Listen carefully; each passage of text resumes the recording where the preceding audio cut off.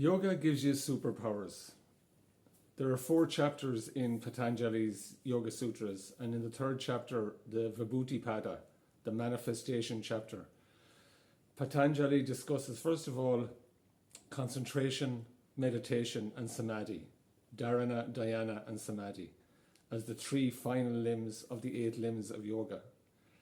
But he warns us in this chapter that along this path we will gain superpowers, or there's a very high chance that we will gain superpowers.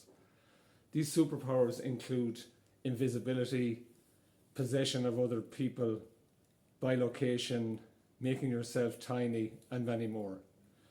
He warns us that when we do achieve these superpowers, or these siddhis as he calls them, that to treat them with discernment and not to use them for ourselves, not to treat them with humility and make sure that it doesn't affect our ego.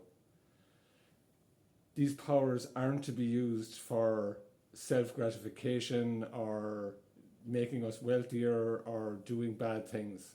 We notice that they're there, but we just use them with discernment and for the good of other people.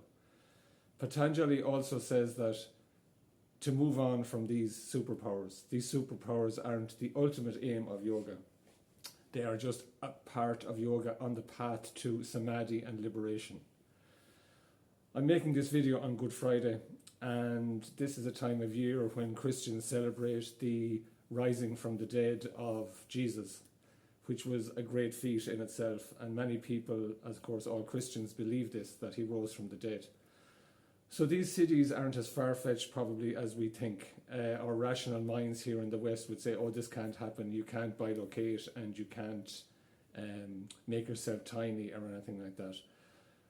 But Patanjali writes for about 20% of the Yoga Sutras about these powers, these siddhis and these superpowers. So it was a very important part of the practice, and these people that were practicing it got these powers, told Patanjali about them, and he wrote them down. So the sutras, Patanjali didn't make up the sutras, he only wrote down what was happening. So if you're on the path to liberation, and if you're in deep meditation and you start to get superpowers, remember what Patanjali says. It's only something that you get on the road to liberation, and not to take them too seriously. And have a great weekend, and namaste, and thank you.